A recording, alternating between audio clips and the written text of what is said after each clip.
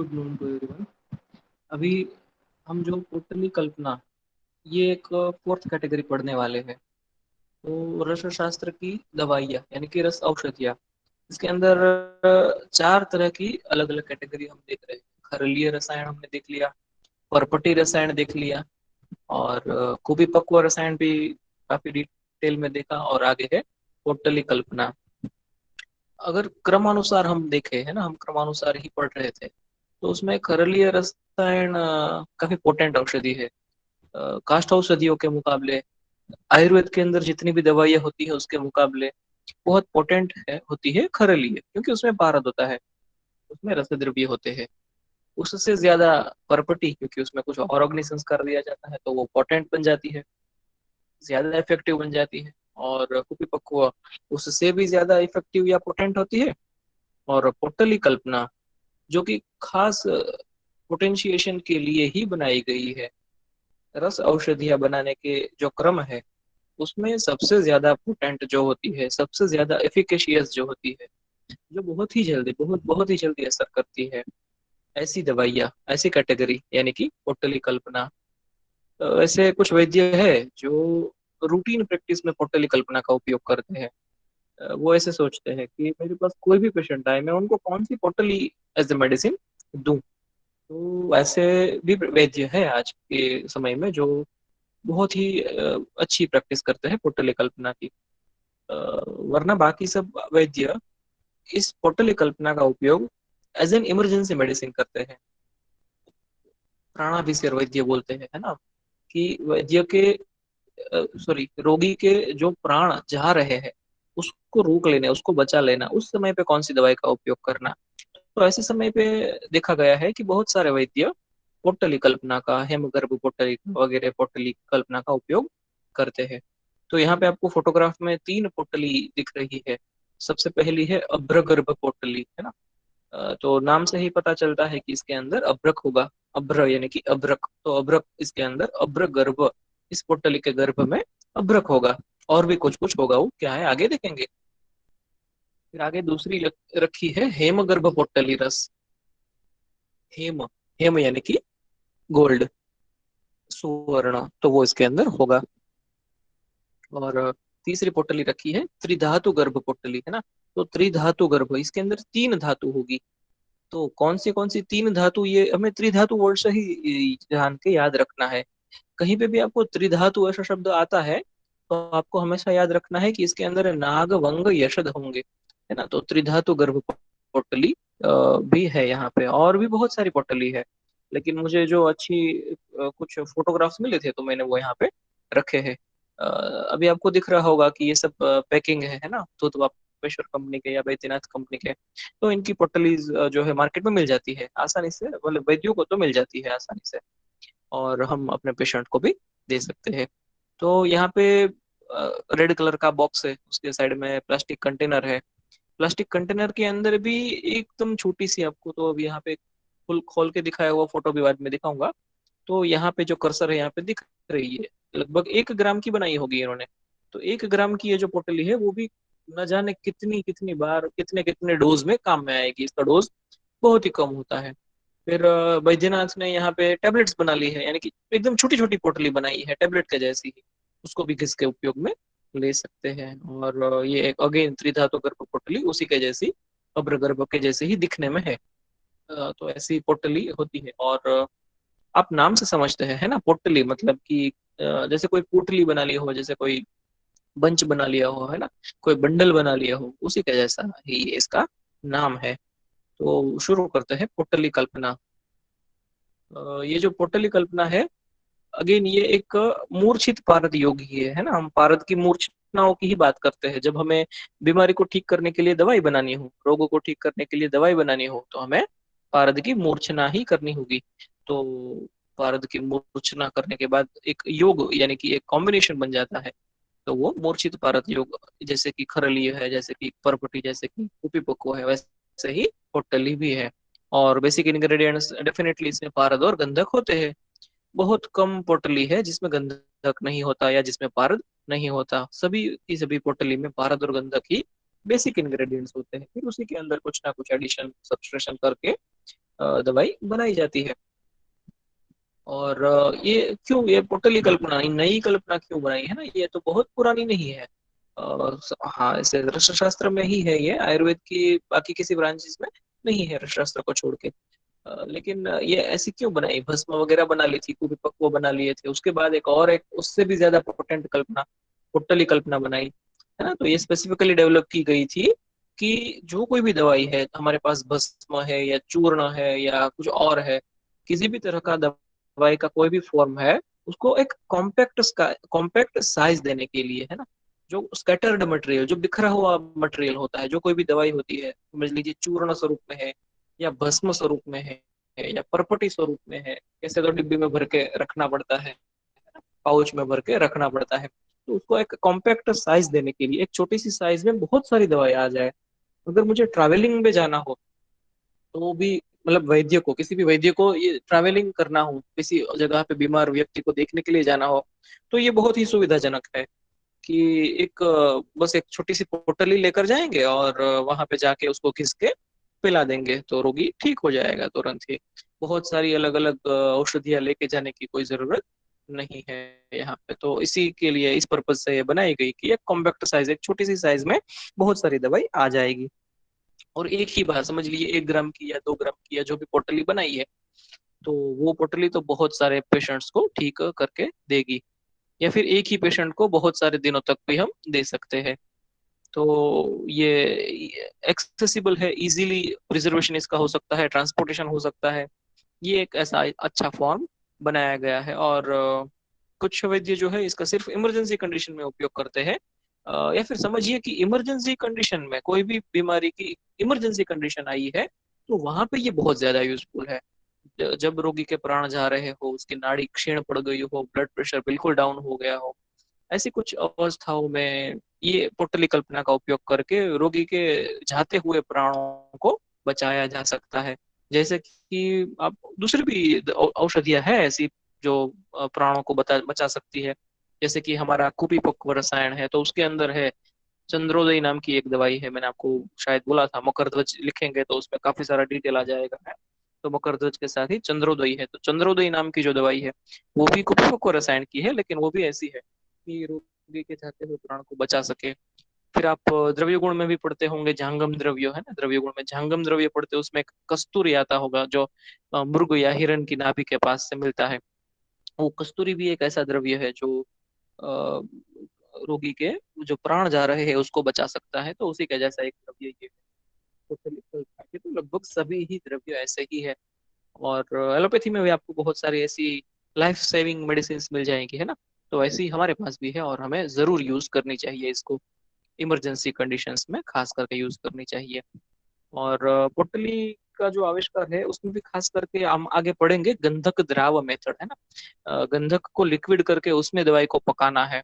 तो वो जो मेथड है वो इसीलिए आविष्कार किया गया पोटली कल्पना का, for potentiating and stabilising the bonding between constituents, यानी कि मर्क्यूरी है, सल्फर है, दूसरी सारी मेटल्स और मिनरल्स जितने भी जो भी है, उसका पोटेंशिएशन हो जाए। पोटेंशिएशन हो जाए मतलब उसकी जो वीर्य है, उसका जो वीर्यता है वो बढ़ जाए, उसकी पोटेंसी, उसकी इफिकेसी बहुत बहुत ज्यादा बढ़ जाए। इफिकेसी बढ़ जाए मतलब क्या, कि एकदम छोटे से, बहुत बहुत छोटे से डोज में वो बहुत ही ज्यादा काम कर पाए रोगी को। हम इतनी सारी दवाइयां देनी पड़ेगी तब जाके जो इफेक्ट आएगी, वो सिर्फ एक ही दवाई छोटी सी, बहुत ही छोटे डोज में भी वो काम कर जाए, उसी का नाम है पोटेंसी या फिर पोटेंशिएशन करना। और स्टेबलाइजिंग द बॉन्डिंग, ये तो वैसे आपका यूजी के सिलेबस में नहीं है, बॉन्डिंग को स्टेबलाइज कैसे करना, लेकिन मैं थोड़ा सा आपको बताता हूँ कि जैसे मर्क्यूरी के साथ हम सल्फर है, दूसरे मेटल से, मिनरल से जब हम मिक्स करते हैं, उसको दवाई बनाते हैं, तो वो एक केमिकल ही बनेगा ना। अगर हम केमिस्ट्री की या बायोकेमिस्ट्री की नजर से देखेंगे तो वो एक केमिकल ही बनेगा। तो वहां पे जो मेटल मेटल के जो बॉन्ड होते हैं, एलॉय के जो बॉन्ड होते हैं, उसको हमें स्टेबलाइज करना है, ऐसा बॉन्ड बनाना है वहां पे। जैसे कि सल्फर, आपने केमिस्ट्री पढ़ा होगा तो उसमें सल्फर का आपको पता है बॉन्डिंग कैसा होता है, S8 होता है ना, सल्फर का S8 होता है। तो उसी जैसे एकदम लाइन सीरियल चेन बन जाती है, उसी तरह से मर्क्यूरी को भी हम साथ में लेके बना सकते हैं। तो वो स्टेबलाइज बॉन्ड वहां पे बन जाएगा और एकदम मेटालिक बॉन्ड बन जाएगा, वहां पे दवाई भी मेटालिक बॉन्ड वाली होगी। तो ये भी वहां पे हम देख सकते हैं कि पुट्टली कल्पना में ये चीज होती है, बाकी सभी में, खरलिय में, परपट्टिको पिपक्को में ये नहीं होता, पुट्टली में ये चीज होती है। तो ये इसकी जो हाई थेरेपेटिक एफिकेसी है, बहुत ही ज्यादा अच्छे से कार्यक्षम होती है ये दवाई, इसलिए पोर्टली बनाई जाती है और यूज की जाती है। और अगेन ये इमरजेंसी कंडीशन में यूजफुल है, और कभी भी इसको सेल्फ मेडिकेशन के तौर पे पेशेंट को हम नहीं दे सकते। हम as a Vaidya, as a doctor, हम पेशेंट को कभी भी नहीं दे सकते कि ये सेल्फ मेडिकेशन पे ले लो, या पेशेंट किसी भी मार्केट में भी उपलब्ध भी नहीं होनी चाहिए ये, और उपलब्ध नहीं भी है, ओवर द काउंटर तो कहीं पे भी नहीं मिलती। तो इसका प्रैक्टिकल यूज जो है वो कंपैरेटिवली थोड़ा कम है, क्योंकि ये बहुत सारे वैद्य जो है इसका यूज नहीं करते। एक तो इमरजेंसी कंडीशन सभी को बार बार आती नहीं, और दूसरा इसको बनाना, इस दवाई को बनाना और इस दवाई को यूज करना अनुभवी व्यक्ति का काम है। तो जो आयुर्वेद के प्रैक्टिस में नए नए आए होते हैं, 2-5 साल से बस प्रैक्टिस कर रहे होते हैं, तो उनके लिए ये प्रैक्टिस पोटली कल्पना की पेशेंट के अंदर प्रैक्टिस करना थोड़ा सा कम हो जाता है। और अच्छे से अनुभव प्राप्त करने के बाद पोटली कल्पना का उपयोग बहुत अच्छे से कर सकते हैं, और करना ही चाहिए। और एक कारण ये भी है कि ये थोड़ी कॉस्टली होती है, इसकी जो प्रिपरेशन मेथड है, इसमें गंधक द्राव का, लिक्विड सल्फर का उपयोग होता है, तो बहुत सारा सल्फर जो है वहां पे हमें लिक्विड के तौर पे उबालने के लिए रखना पड़ता है, और बाद में वो सल्फर तो कुछ काम नहीं आता, तो कॉस्ट काफी बढ़ जाती है, दवाई की कॉस्ट काफी बढ़ जाती है। दूसरा भी एक है कारण कि लगभग लगभग सभी पोटली के अंदर गोल्ड आता है, लगभग सभी की सभी पोटली के अंदर गोल्ड होता है, तो वहां पे भी उसकी कॉस्ट बढ़ जाती है। तो ये कुछ जनरल इंट्रोडक्शन है पोटली कल्पना के बारे में। और हाँ, आप इसका उच्चारण भी अच्छे से करिएगा, पोटली मत बोलिए, पोटली ही बोलिए। संस्कृत शब्द इसी तरह से है, डबल ट है, जो टी ट है वो 2 बार है, तो पोटली कल्पना ऐसी है। और इसकी इटमोलॉजी, थोड़ा थियोरेटिकल पार्ट देखते हैं, बाद में प्रैक्टिकली ये पोटली कैसे बनाते हैं, कैसे यूज करते हैं, वो सीखेंगे। तो शब्द कल्पद्रुम में पोटली लिखा गया है, पोटली या फिर पोटलिका, यानी कि टू अदर, अदर मतलब कि वहां पे जुड़ा हुआ रहना, गिव सपोर्ट। तो एकदम कंसाइज छोटी सी जगह में जो हमारे मर्क्यूरी है और दूसरे मेटल्स है, उसके एकदम अणु अणु, उसके जो एटम्स है, उसके जो मॉलिक्यूल्स है, वो बहुत ही कम जगह में एकदम जुड़े हुए रहे, और हमें जैसा बॉन्डिंग चाहिए वैसे ही बॉन्डिंग में वो जुड़े हुए रहे। तो इसी उद्देश्य को देखते हुए यहाँ पे पोट या फिर पोटली, पोटली का ऐसा नाम जो है, शब्द की उत्पत्ति होती है। और रस ग्रंथ में कहाँ कहाँ पे देखने को मिलता है, अगर संहिता वगैरह की बात करेंगे कि चरक संहिता, सुश्रुत संहिता, या फिर लघुत्रयी भी देख लेंगे, तो कहीं पे भी पोटली के बारे में कुछ भी पता नहीं मिलेगा कुछ भी। रस ग्रंथों, रस औषधियों की जो पोटली है, वो तो हमें किसी भी संहिता ग्रंथ में नहीं मिलेगी। रस रत्नाकर से इसकी शुरुआत हमें देखने को मिलती है। तो रस रत्नाकर में पोटली बनाई थी, लेकिन वो भी अगेन पुट पाक के जैसे, मतलब आपने तो बहुत सारे पुट दिए हैं प्रैक्टिकली, तो वो जो पुट पाक की जो मेथड है, उस मेथड से पोटली बनाई गई थी। या और बहुत सारी मेथड है, खरल से भी पोटली बना सकते हैं सिंपली, जो खरलीय रसायन या खलवीय रसायन होता है, उस मेथड से भी पोटली बना सकते हैं। कैसे भी करके हमें एक ऐसा मेडिसिन बनाना है जिसमें जो अणु अणु है एकदम पास में हो, तो उस तरह से भी बना सकते हैं। तो पुटपाक या पुटपाक की मेथड जो है वहां पे रस रत्नाकर में बताई गई थी। लेकिन आगे आगे एक और ग्रंथ है, रस शास्त्र का एक और ग्रंथ है, रस प्रकाश सुधाकर, है ना। तो रस प्रकाश सुधाकर में गंधक द्राव पाक, ये मेथड बताई गई थी। एक लोहे का बर्तन लेते हैं, हालांकि इसमें रस प्रकाश सुधाकर में बर्तन के बारे में नहीं बताया। योग रत्नाकर के बाद जो बुक्स आई उन्होंने बताया है कि आयरन वेसल। तो एक लोहे का बर्तन लेते हैं, उसमें रेत भर के, इनडायरेक्ट हीटिंग करने के लिए रेत भर के, फिर उसके अंदर एक और पात्र रख देते हैं, और उस पात्र के अंदर समझ लीजिए मटका रख दिया है, रेत के अंदर मटका रख दिया है। तो उसके अंदर काफी सारा शुद्ध गंधक, प्यूरिफाइड सल्फर डाल के उसको धीरे धीरे गर्म करते हैं। डायरेक्टली गर्म करेंगे तो गंधक जलने लगेगा, इसलिए हम रेत के माध्यम से धीरे धीरे गर्म करते हैं। तो गंधक जो है वो लिक्विड हो जाएगा, प्रवाही हो जाएगा, पिघल जाएगा, और फिर हम उसको मेंटेन करके रखेंगे। उसी को बोलते हैं गंधक द्राव पाक। और वो जो लिक्विड गंधक है उसके अंदर हम हमारी दवाई पकाएंगे। आप बोलेंगे ना कि भजिया बनाना है तो तेल के अंदर पकाते हैं, है ना, या फिर कुछ और बनाना है तो पानी का उपयोग या किसी और प्रवाही का उपयोग करते हैं। तो वैसे यहाँ पे लिक्विड गंधक का उपयोग करते हैं। आपने शंख शोधन का प्रैक्टिकल किया है ना, सुधा वर्ग के कुछ द्रव्यों के प्रैक्टिकल किए, तो आप वहां पे क्या कर रहे थे, नींबू का अम्ल द्रव्य में, है ना, नींबू के सरस में आप उसको पका रहे थे, मतलब उसको शुद्ध कर रहे थे। तो उसी तरह से यहाँ पे लिक्विड गंधक में वहां पाक करना है हमें, लिक्विड गंधक में हमारी दवाई पका के तैयार करनी है, इसलिए उस मेथड का नाम है गंधक द्राव पाक। और बाकी बहुत सारे ग्रंथ में उसके बाद तो ये रस योग सागर है, और भी बहुत सारे संग्रह ग्रंथ है जिसके अंदर पुट्टली कल्पना बताई गई है। रस योग सागर में काफी सारी डिटेल में, लगभग 90 या उससे भी ज्यादा पुट्टली कल्पना के बारे में और डिटेल में डिस्क्रिप्शन में मिल जाता है। उसमें तो पुट्टली रहस्यम नाम से एक चैप्टर ही दिया हुआ है, हेडिंग दिया हुआ है पुट्टली रहस्यम। और भी बहुत सारे जो ग्रंथ है उसमें पुट्टली कल्पना के बारे में काफी सारी चीजें डिटेल में जो नए ग्रंथ है उसमें बताई गई है। समझ लीजिए कि 18, 19वीं, 20वीं सदी के जो ग्रंथ है, मतलब आज से 100, 200, 300 साल पुराने, सिर्फ उसमें है पोटली के बारे में, रस ग्रंथ में काफी सारी डिटेल्स हमें मिल जाती है। और बहुत सारी पोटली अलग अलग हमें मिल जाती है, जैसे कि वहां पे लिखा है वज्र पोटली, फिर प्रवाल गर्भ पोटली, या और भी बहुत सारी पोटली हमें मिल जाती है। और मार्केट में भी उसमें से कुछ कुछ अवेलेबल होती है, और वैद्य तो अपने जरूरत के हिसाब से अनेक पोटली बना लेते हैं। तो उसकी डेफिनेशन अब याद रखनी है, वैसे बहुत इजी डेफिनेशन है।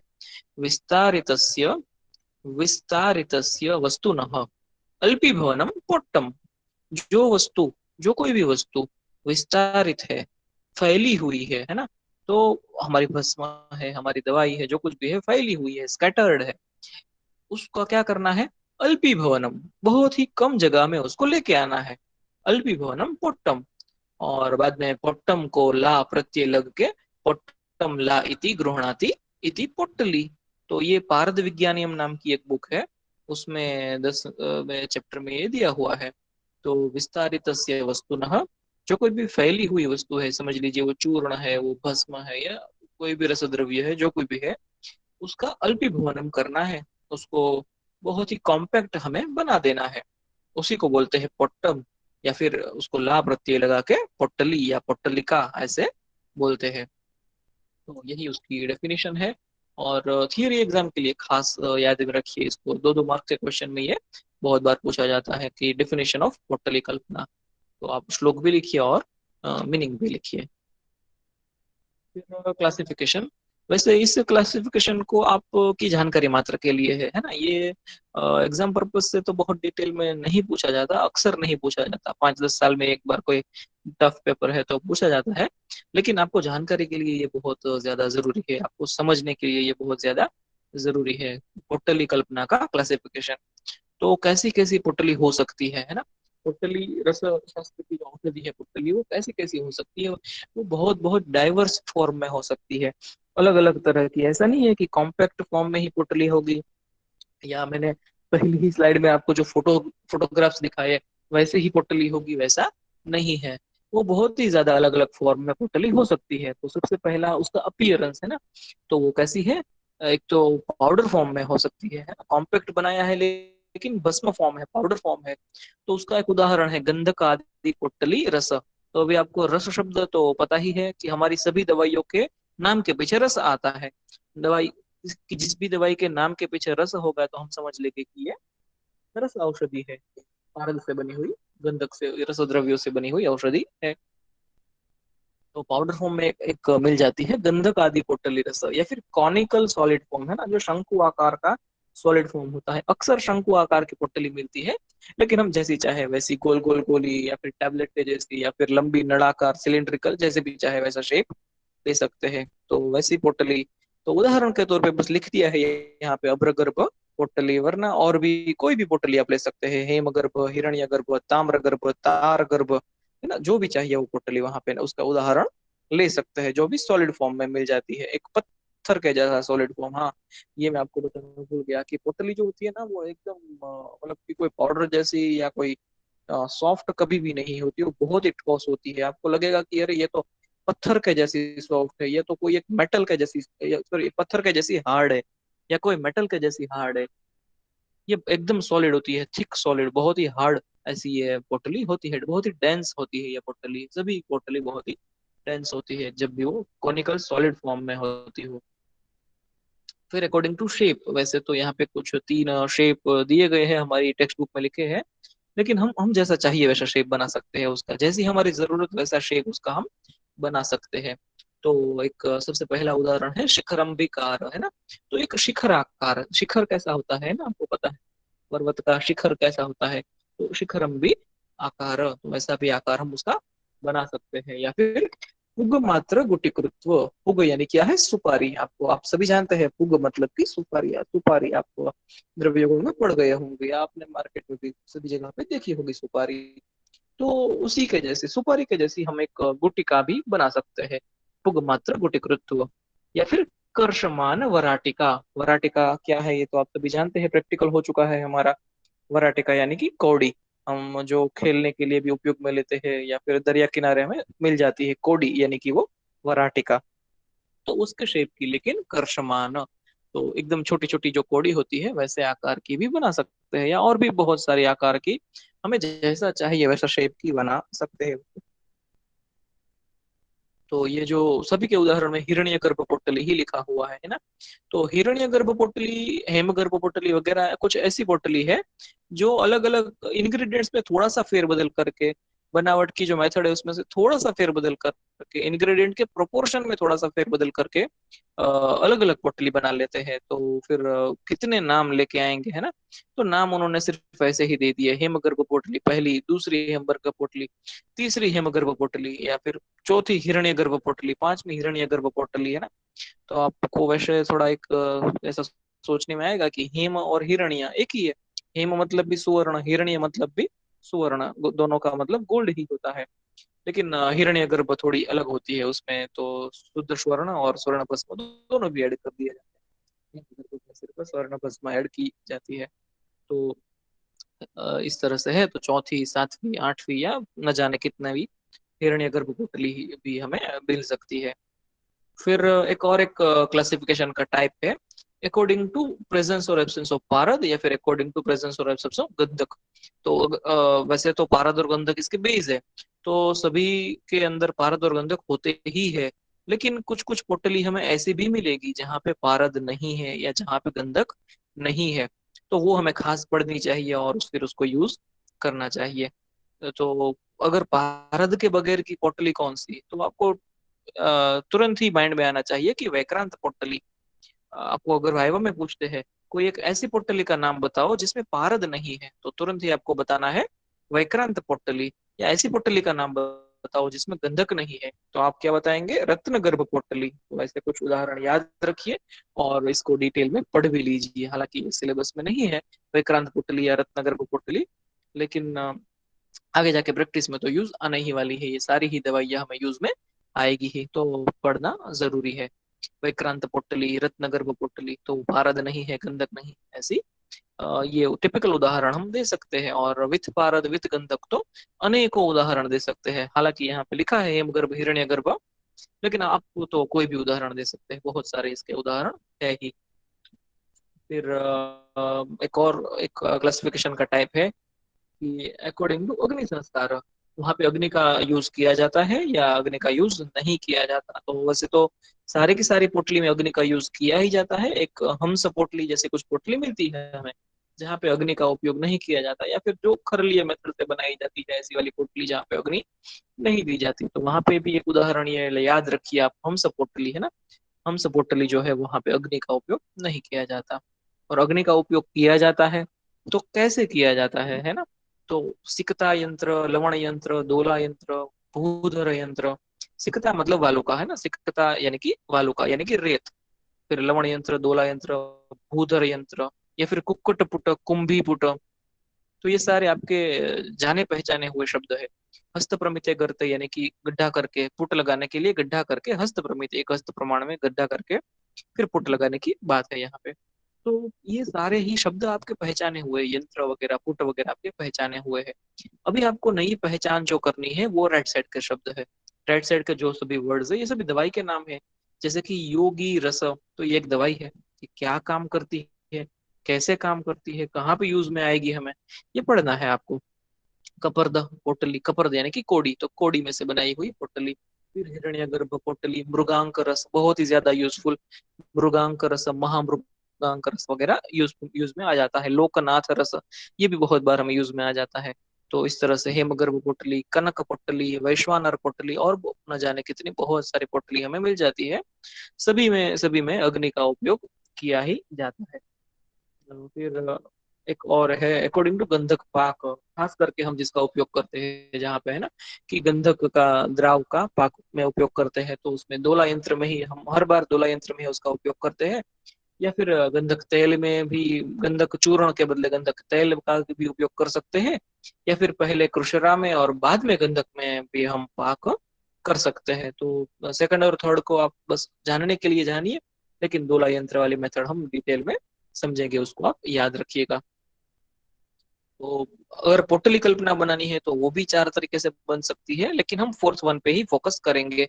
पहली तीन जो है वो आप जानने के लिए याद रखिए, आपको कुछ कुछ उदाहरण बस उसके मिल जाएंगे, लेकिन चौथे मेथड पे ही हम, गंधक द्राव पाक मेथड पे ही हम फॉलो करेंगे। तो पहली तीन मेथड हम इन शॉर्ट में देखेंगे, और फोर्थ वन गंधक द्राव पाक जो है वो हम डिटेल में देखेंगे।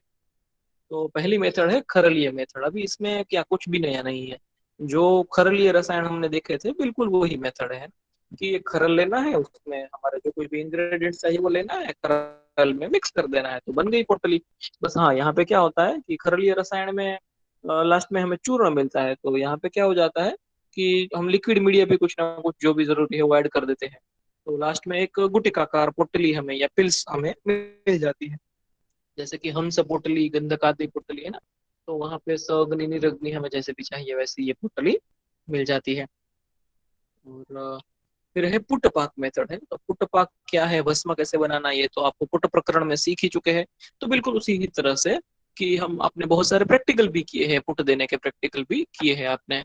तो वो ही मेथड है, पुट पाक मेथड है। बस थोड़ा फर्क क्या है कि आप हमेशा ही सराव संपुट का यूज करते हैं ना पुट देने के लिए, आप हमेशा शराव संपुट का यूज करते हैं, तो उसके बदले यहाँ पे मूषा या फिर पॉट यानी कि कोई मिट्टी का घड़ा, या फिर मृग श्रृंग यानी कि हिरण का सींग लेके उसके अंदर, हिरण का जो हॉर्न होता है, उसका जो शिंग होता है, वो लेके उसके अंदर दवाई भर के पाक करना, ऐसी बहुत सारी यहाँ पे मेथड्स मिलती है हमें पुट पाक मेथड्स के अंदर मिलती है। तो पहले खरल में लेके इंग्रेडिएंट्स लेके, चूर्ण लिक्विड जो कुछ भी है उसको लेके अच्छे से मिक्स करके बाद में उसको पुट दे देते हैं, तो मूषा में, खड़े में वगैरह पुट दे देते हैं। तो ऐसी रस पोटली, मृगांक पोटली वगैरह में मिल जाती है। तो ये भी एक पुट पाक मेथड भी एक है। एक और मेथड है वराटिका मेथड, शंख पूरण मेथड। तो आपको ऐसे कुछ उदाहरण मिल जाएंगे, जैसे ये है यहाँ पे लिखे हैं वो, और एक प्रवाल पंचामृत करके भी एक है। तो ऐसी जो बहुत ही रेगुलर रूटीन में यूज में आती है ऐसी दवाइयाँ भी होती है यहाँ पे। तो क्या करते क्या है इसमें, वराटिका मेथड या शंख पूरण मेथड में, वराटिका पूरण या शंख पूरण, उसके अंदर जो भी हमारी दवाई होती है ना, इंग्रेडिएंट्स होते हैं, शुद्ध पारद है, शुद्ध गंधक है, या फिर प्रवाल चूर्ण है, शुद्ध प्रवाल चूर्ण है, या फिर शुद्ध शंख चूर्ण है, जो कुछ भी हमें लेना है हम ले लेते हैं, खरल में अच्छे से मिक्स कर लेते हैं। फिर उसको उसके अंदर फिर उसके अंदर हमें जो भी भावना देनी है दे देते हैं, एक पिंड बन जाता है। उसको क्या करते हैं, उसको हम कोड़ी के अंदर भर देते हैं। पर जो बड़े बड़े कोड़ा होते हैं ना, कोड़ी कोड़ा ऐसे बोलते हैं, तो उसमें जो बड़ा कोड़ा होता है उसके अंदर हम भरते हैं, उसके अंदर कुछ जगह होती है तो उसके अंदर भर देते हैं।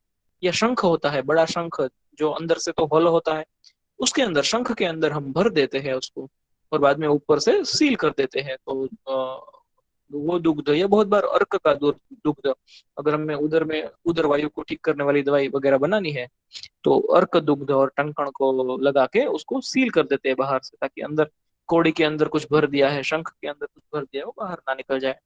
और फिर उसको पुट दे देते हैं, बाद में उसको पुट दे देते हैं, तो दवाई पुट के बाद दवाई बन के तैयार हो जाती है। लेकिन यहाँ पे देखने जैसी चीज क्या है कि यहाँ पे पुट देने के बाद हमें क्या मिलेगा। यहाँ पे शराब पुट तो लिया नहीं हमने, है ना, मूषा तो ली नहीं, घड़ा तो नहीं लिया, ये लिया है हमने वराटिका लिए है। तो ये वराटिका या शंख जो है उसको ही पूरा का पूरा पाउडर कर देते हैं। तो उसके अंदर रखे हुए इंग्रेडिएंट्स तो मिलेंगे ही, साथ ही साथ में बाहर में जो वराटिका है, शंख है, जिसके अंदर हमने हमारे इंग्रेडिएंट्स भरे थे, वो भी पाउडर हो जाएगी। तो शंख वराटिका वगैरह चीज भी दवाई के साथ ही मिल जाएगी। तो ऐसी कुछ उदाहरण मिलती है, जैसे कि लोकेश्वर पोटली है, लोकनाथ पोटली है, रत्नगर्भ पोटली है, प्रवाल पंचामृत है। ऐसी दवाइयाँ जो रूटीन में यूज में आ जाती है। तो ऐसी सारी दवाइयों के बारे में भी आपको आगे जाके पढ़ना है। तो ये तीन मेथड तो हुई कि खरलिया, पुटपाक या फिर पूरण मेथड, वो तो है ही। लेकिन हमें फोकस करना है गंधक द्राव पाक के ऊपर। तो ये जो मेथड है इसके ऊपर हम फोकस करेंगे। करते क्या है यहाँ पे, पोटली मतलब सब लोग वैसे गंधक द्राव पाक ही समझते हैं कि पोटली मतलब गंधक द्राव पाक। लेकिन पहली तीन मेथड भी होती थी, तो होती है। तो वो हमने सिर्फ जानने के लिए, जानकारी के लिए याद में रखा कि हाँ, अगर कभी एग्जाम में वाइवा में पूछा गया तो हमें पता होना चाहिए कि ये तो और भी तीन, टोटल चार मेथड से पोटली बनती है। लेकिन जो मेन मेथड जो फॉलो की जाती है वो है गंधक द्राव पाक। गंधक यानी कि सल्फर, शुद्ध गंधक, प्योरिफाइड सल्फर। द्राव यानी कि गंधक को मॉल्टन, मेल्ट किया हुआ, लिक्विड किया हुआ, गंधक को गर्म करके लिक्विड किया हुआ, तो उसके अंदर पाक हम कर लेते हैं। तो करते क्या है कि एक लोहे की कढ़ाई लेते हैं, बड़ी सी लोहे की कढ़ाई लेते हैं, उसमें रेत भर देते हैं, और उसके अंदर हम हमारे इंग्रेडिएंट जो है एक मटके के अंदर रख के पाक कर लेते हैं। तो हमारा जो भी इंग्रेडिएंट है, पारद है, गंधक है, लोह है, ताम्र है, जो कुछ भी है, जो भी हमें चाहिए वो लेके उसको भावना देनी है। समझ लीजिए मुझे एलोवेरा की भावना देनी है, तो मैं भावना दे दूंगा उसको, और उसका शेप दे दूंगा जैसा मुझे चाहिए वैसा। अक्षर अक्सर जो है कॉनिकल शेप देते हैं, शंकु आकार देते हैं अक्षर है। तो जो भी हमें चाहिए वैसा शेप, गुटी का मुझे गोल गोल गोलियां बनानी तो वैसा बना दूंगा। वो ऐसा शेप बना के बाद में सिल्क के कपड़े में रखते हैं। तो ये आप खास याद रखिए, है ना, पोटली कल्पना में जो कपड़ा यूज किया जाता है वो सूतराव कपड़ा, सूती कपड़ा नहीं होता, वो कॉटन क्लॉथ नहीं होता, वो सिल्क क्लॉथ होता है। तो सिल्क क्लॉथ हम एक समझ लीजिए रुमाल के साइज का एक सिल्क क्लॉथ मैंने ले लिया, उसमें गंधक का चूर्ण थोड़ा सा डाल के फिर उसके ऊपर मुझे उसके अंदर जो है मुझे हमारा जो पोटली जो शेप बनाया है वो रख देना है पाक करने के लिए। फिर एक फोल्ड या दो फोल्ड या चार फोल्ड, जैसे भी हमें जितना पाक करना है, जैसे मुझे आधा घंटा पाक करना होगा तो एक या दो फोल्ड ही रखूंगा मैं। मुझे 3 घंटे या 6 घंटे तक लंबा पाक करना है तो मुझे चार सतह सिल्क के कपड़े की लगेगी। तो हर बार उतना गंधक का चूर्ण छिड़कते जाएंगे और पोटली, सिल्क के कपड़े की पोटली बनाते जाएंगे। तो एक बहुत अच्छा रेफरेंस भी मिलता है कि गंधक जो पाक द्राव करने के लिए कितना लेना है ना। तो वहां पे बताते हैं कि हम घड़े के अंदर जो लिक्विड गंधक लेंगे, है ना, तो वो नीचे में 2 इंच जितना तो होना चाहिए, और पोटली के ऊपर भी 1 इंच जितना तो होना चाहिए। वैसे आप ऐसा ही लेते हैं ना, आपने दोला यंत्र के बहुत सारे प्रैक्टिकल्स किए हैं आपने। आपने शंख का शोधन, शुक्ति का शोधन, वराटिका का शोधन, बहुत सारे शोधन किए हैं दोला यंत्र में, है। तो वहां पे आप ऐसे ही करते थे ना कि आपकी पोटली है जो नीचे टच नहीं होनी चाहिए, पोटली उसके नीचे रहना चाहिए 2-3 अंगुल, या फिर यहाँ पे लिखा है 2 इंच। तो वहां पे नींबू का रस या दूध या जो भी चाहिए वो रहता था। यहाँ पे क्या रहेगा, लिक्विड सल्फर रहेगा यहाँ पे। और पोटली के ऊपर भी कुछ ना कुछ रहना चाहिए, यानी कि पोटली जो है वो दोला यंत्र के जैसे ही लिक्विड के अंदर इमर्स की हुई रहनी चाहिए। और उसको डायरेक्टली हीट नहीं करते, जैसे हम शंख के शोधन में डायरेक्टली हीट कर देते हैं, तो वैसे यहाँ पे डायरेक्टली हीट नहीं करते। यहाँ पे इनडायरेक्टली हीटिंग, तो वालुका रख के या फिर लवण रख के, भस्म रख के, अक्सर तो वालुका रख के ही, रेत रख के ही हम उसको हीटिंग कर देते हैं, और मंद मंद अग्नि पे उसका पाचन करते हैं, उसको पचाते हैं या पकाते हैं। तो गंधक चूर्ण लेके उसको स्लोली यूनिफॉर्म हीटिंग मिल जाए, इनडायरेक्ट हीटिंग मिल जाए, इस तरह से। लेकिन टेम्परेचर कितना रखते हैं, मेंटेन रखते हैं हम, वहां पे थर्मोमीटर लगा के रखते हैं, और टेम्परेचर 120, 130, 125 डिग्री ही, उससे ज्यादा टेम्परेचर नहीं जाना चाहिए, नहीं तो फिर क्या होगा, 450 डिग्री टेम्परेचर गया तो गंधक भाप बन के उड़ने लगेगा, है ना। कुपी पक्कों में तो वही होता है, बहुत ज्यादा टेम्परेचर, 650 डिग्री टेम्परेचर जाता है कुपी पक्कों में। तो वहां पे तो गंधक जो है वो भाप बन के उड़ने लगता है। तो वो तो हमें नहीं करना है, यहाँ पे गंधक को लिक्विड बनाए रखना है। गंधक, सल्फर जो है वैसे तो सॉलिड होता है रूम टेम्परेचर पे, हम यहाँ पे उसको सॉलिड में से लिक्विड तो करेंगे, लेकिन लिक्विड में से गैस नहीं करेंगे। ये भाप बन के गंधक उड़ना नहीं चाहिए, तो हम टेम्परेचर को मेंटेन करेंगे ताकि गंधक के जो कुछ भी गुण है वो इसके अंदर आ पाए, मर्क्यूरी और सल्फर का बॉन्डिंग बहुत बहुत अच्छी तरह से हो पाए। और सिल्क का कपड़ा ही लेते हैं हम यहाँ पे, क्यों, क्योंकि वो चिपकता नहीं है। अगर कॉटन का कपड़ा लेंगे तो वो चिपक जाएगा गंधक के साथ, लिक्विड गंधक के साथ हम उसको निकालने में बाद में बहुत मुश्किल हो जाएगी। अगर कुछ और जैसे जूट का या फिर वूल का, ऊन का कपड़ा लेंगे तो वो तो जल जाएगा। सिल्क का कपड़ा ऐसा है कि जो बहुत मजबूत होता है और वो चिपकता नहीं है। तो इसीलिए हम उसकी जो स्मूथ सरफेस होती है, तो उसके लिए हम सिल्क का कपड़ा यहाँ पे लेते हैं गंधक द्राव पाक की मेथड में। सिल्क का कपड़ा, सिल्क के कपड़े की ही पुतली बनाते हैं। और जैसा चाहे वैसा, जैसे कि 48 मिनट यानी कि घटिका द्वय, या फिर 1.5 घंटा, 3 घंटा, 6 घंटा, जितना भी पाक जरूरी है उतना पाक करते हैं। और पाक अभी लिक्विड गंधक में पाक तो हो रहा है, तो रोकना कब, कब पता चलेगा कि पोटली बन गई है ना?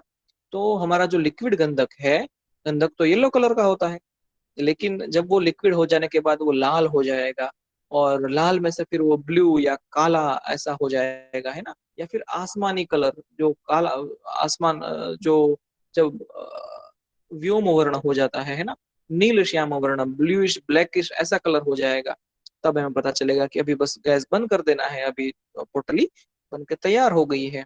फिर पोटली का कलर है ना, तो वो भी लाल रंग की या फिर गहरे रंग की वो हो जाएगी। या फिर यहाँ पे तो एक बहुत अच्छा सिनोनिम दिया है कुछ, जैसे कि लाक्षा सिंदूर।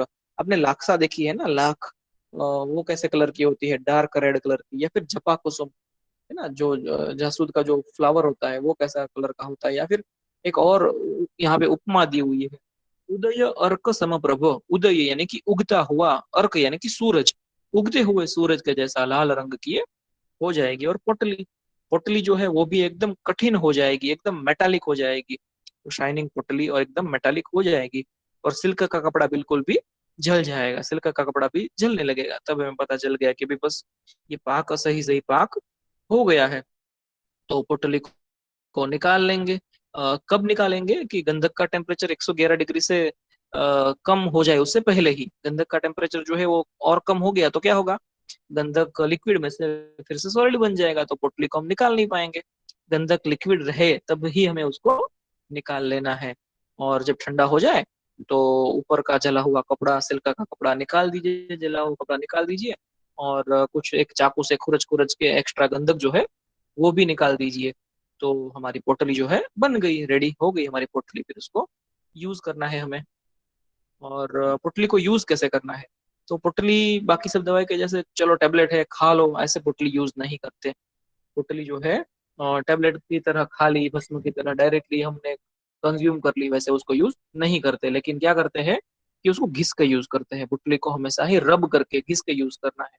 तो आपको पता होगा ना, बच्चों को बहुत बार, छोटे बच्चे होते हैं तो उसको हरड़ या कोई चीज ऐसे घिस के पिलाते हैं, है ना, घसारो पिवड़ावे ऐसा बोलते हैं। तो उसी तरह पुतली को भी, जैसे कि हमने वो जो घिसने का जो पत्थर होता है उसके ऊपर थोड़ा सा घी लगा देते हैं या शहद लगा देते हैं।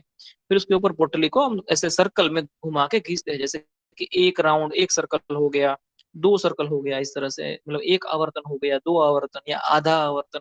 तो जैसा भी डोज है, मतलब उसका डोज जो है मिलीग्राम में नहीं होता, उसका डोज होता है आवर्तन में। 1 आवर्तन, 2 आवर्तन, ऐसा उसका डोज होता है। तो फिर उसके साथ हमें जैसे कि नागरवेल के पान का रस है, नागवल्ली पत्र रस, या हमें जो कुछ भी अनुपान है वो उसके साथ में देना है वो ले लेते हैं। और इसी तरह से एक पेस्ट बन जाती है। तो वो पेस्ट को ही हम एडमिनिस्ट्रेशन करते हैं। और वीडियो खास मुझे दिखाना है आपको, तो अभी टाइम तो हो गया है, लेकिन एक और 5 मिनट लगेंगे। आप सभी ज्वाइन रहिए, और वीडियो देखने के बाद ही हम हमारा क्लास जो है समाप्त करेंगे। तो वैसे तो ये 14 मिनट का वीडियो है, लेकिन हमें तो काफी सारा हम स्किप कर सकते हैं यहाँ पे, जो हम थियरी में सीख चुके हैं वो स्किप करेंगे, और डायरेक्टली 5 मिनट के बाद शुरू करेंगे। तो ये सभी हमारे, ये रसगर्भ पोटली बना रहे हैं, है ना। तो यहाँ पे क्या करते हैं, पहले पारद गंधक लेके कज्जली बना देते हैं। तो कज्जली भी मैं स्किप कर देता हूँ, है ना, कि खरल के अंदर पारद लिया, गंधक लिया और कज्जली निर्माण कर देते हैं। तो कज्जली कैसे बनाना ये आप जानते हैं थियोरेटिकली। तो ये कज्जली बना लेते हैं। बाद में थोड़ा देखना जैसा है, इसमें कुछ समझ लीजिए एलोवेरा का लिक्विड डाला है, जो कुछ भी हमने सोरस डाला है, तो उसकी भावना दे देते हैं। और वो एक थिक पेस्ट लाइक द्रव्य बन जाता है। फिर उसको क्या करना है, उसको हमें जैसा चाहिए वैसा शेप देना है। यहाँ से आप जो है स्टेप 4 से आप जो है अच्छे से समझिए, याद रखिए कि कज्जली है, उसको हमने जैसा चाहिए वैसा शेप दे देना है। तो समझ लीजिए मुझे शंकु आकार का शेप देना है, तो यहाँ पे वो शेप देके दिखाते हैं, हाथ से ही हमें जैसा आकार देना है वैसा आकार दे देते हैं। तो एक ऐसी आकार की पोटली बन गई है यहाँ पे, है ना। तो वो पोटली बन गई। बाद में क्या करना है, उसको एक साइड रख के अभी हमें सिल्क का कपड़ा तैयार करना है। तो समझ लीजिए ये 4 फोल्ड क्लॉथ है ना, ये 4 वड़ू कपड़ू है। तो सिल्क का जो कपड़ा है उसके अंदर हमें पहले थोड़ा गंधक का चूर्ण छिड़क देना है। तो मैं यहाँ पे गंधक का चूर्ण, ये गंधक का चूर्ण छिड़क दिया है ना, फिर मुझे फिर से एक बार सिल्क का कपड़ा रख देना है। तो इस तरह से गंधक का चूर्ण, सिल्क का कपड़ा, गंधक का चूर्ण, ऐसा सब करके बाद में क्या करना है कि पोटली बना लेनी है उसकी। बाद में हमारी जो शेप दिया हुआ था, है ना, उसको लेके पोटली बना लेंगे हम यहाँ पे। और फिर इस तरह से फिर उसका पाक करने के लिए लेके जाएंगे। तो ये इस तरह से पोटली बना के फिर पोटली को हम दोला यंत्र में जैसे लटकाते हैं वैसे ही यहाँ पे तैयार कर लेंगे। और बाद में हमारा जो यहाँ पे तो चूल्हा लिया हुआ है, या फिर हम हमारे गैस पे भी कर सकते हैं, एलपीजी स्टोव पे भी हम इसको उपयोग में ले सकते हैं। तो इस तरह से यहाँ पे एक लोहे की कढ़ाई लेते हैं, बड़ी साइज की लोहे की कढ़ाई लेते हैं। उसके अंदर हम रेत भर देते हैं उसके अंदर।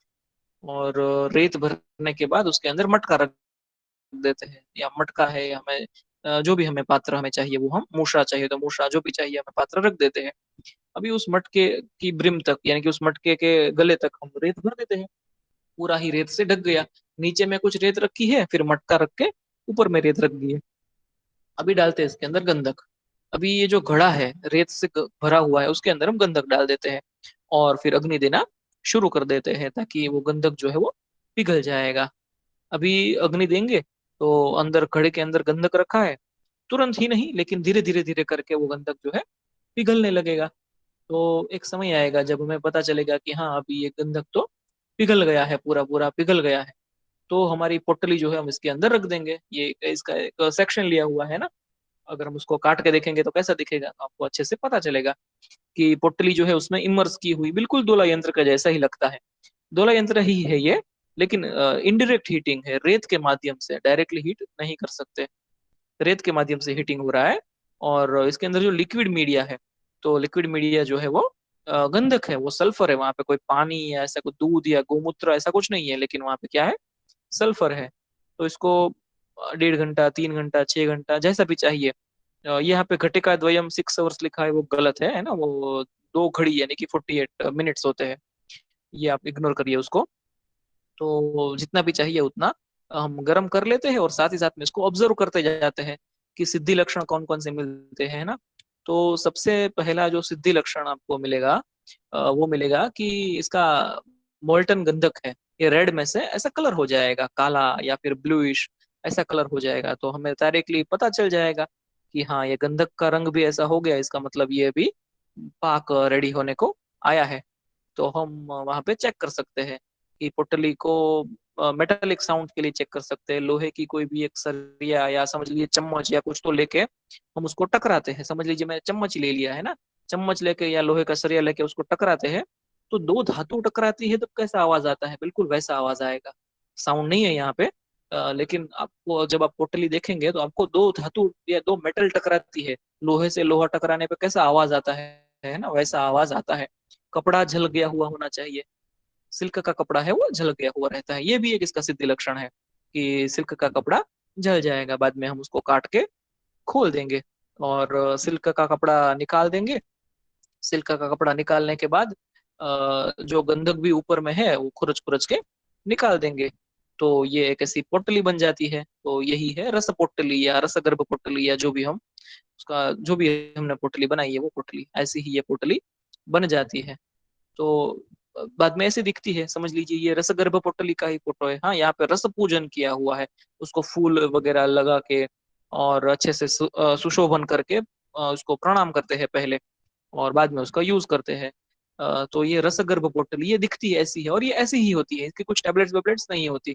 ऐसी ही ये पोटली होती है, और इसको घिस के उपयोग में लेना है, आवर्तन के फॉर्म में घिस के उपयोग में लेना है। और अनेक पोटली अलग अलग हो सकती है, जैसे कि एक दवाई है लक्ष्मी विलास रस, है ना। तो लक्ष्मी विलास रस नारदीय नाम से एक दवाई है, उसका भी हम पोटली पाक कर सकते हैं, या कोई भी दवाई ले लीजिए हम उसका पोटली में कन्वर्ट कर सकते हैं। तो ऐसी बहुत सारी पोटली हम बना सकते हैं। यहाँ पे तो आइडियली वीडियो में हमने देखा कि एक साथ में एक ही पोटली बनाई है, वरना हम इंडस्ट्री में जाएंगे तो इंडस्ट्री में एक साथ में 10 10 20 20 उससे भी ज्यादा पोटली एक साथ में पका लेते हैं, गंधक के अंदर, लिक्विड गंधक के अंदर डाल के पकाना ही तो है। तो उस तरह से ये पोटली बन जाती है, और उसका क्लिनिकल यूज भी हमें सीखना है। तो फिलहाल तो इतना ही रखते हैं फार्मास्यूटिकल पार्ट तक, और क्लिनिकल पार्ट जो है वो हम फिर कभी देखेंगे। तो ये पोर्टली कल्पना है।